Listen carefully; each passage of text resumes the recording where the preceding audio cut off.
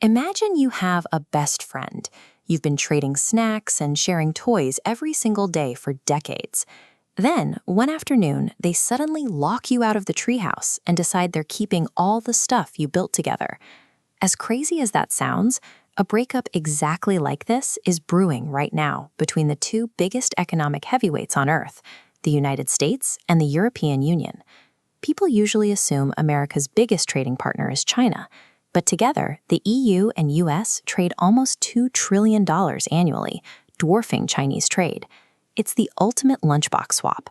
America gets European precision machinery and medicine, while Europe relies on US technology, software, and liquid natural gas.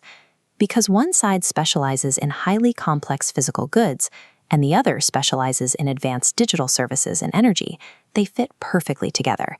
It is a highly balanced, incredibly wealthy partnership. But this tight relationship didn't happen by accident.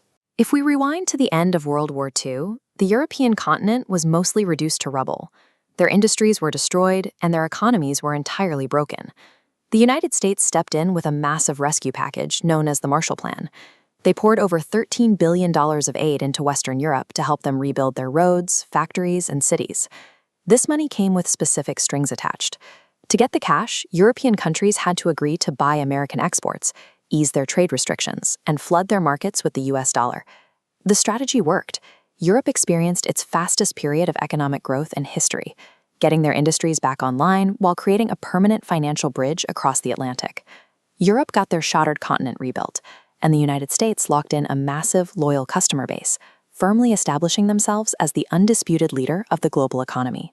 Fast forward to today, and that 70-year friendship is hitting a wall. The US has recently hit European industries with tariffs and started acting erratic, threatening to punish their oldest allies to protect domestic industries. To understand why Europe can't walk away, you have to understand a system called SWIFT. It is basically the global walkie-talkie network for banks. If a business in France wants to buy something from Japan, their banks use SWIFT to send the secure messages that make that payment happen. Because the US dollar is the world's primary currency, most of those messages eventually pass through American banks. This gives the United States tremendous leverage. They can simply flip a switch and block them from using the network entirely. Being locked out of SWIFT means you can't receive international payments, transfer funds, or settle debts. You are completely frozen out of global trade, unable to buy or sell anything outside your own borders. European leaders are realizing that their entire economy depends on a communication system controlled entirely by a partner who is becoming increasingly willing to use it as a weapon. So what would happen if Europe actually tried to pack up its toys and leave the relationship? Let's look at Germany. They are an export powerhouse, heavily specialized in building complex machinery and high-end vehicles. Their single largest buyer is the United States, taking in over $180 billion of German goods every year. If the US suddenly raised barriers or locked its doors, Germany wouldn't just lose revenue. Without their best customer, their highly specialized factories would stall, leading to severe job losses and a massive drop in their overall economic output. Then there is Ireland. It serves as the European headquarters for many massive American tech firms and pharmaceutical companies.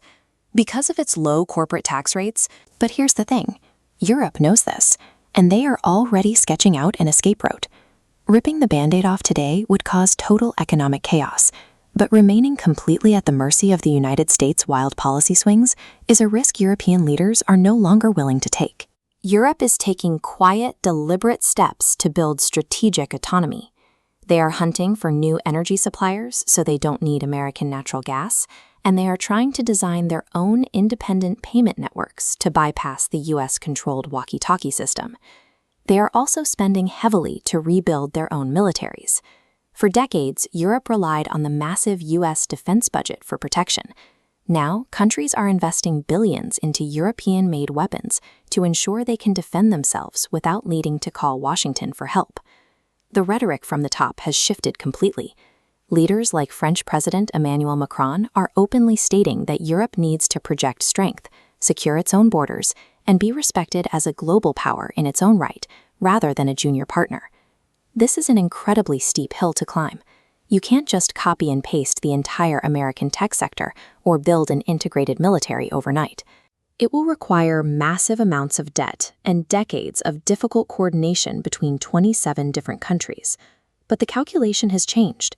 Europe has realized that true security means paying the high price of independence now, rather than waiting for their closest ally to pull the rug out from under them.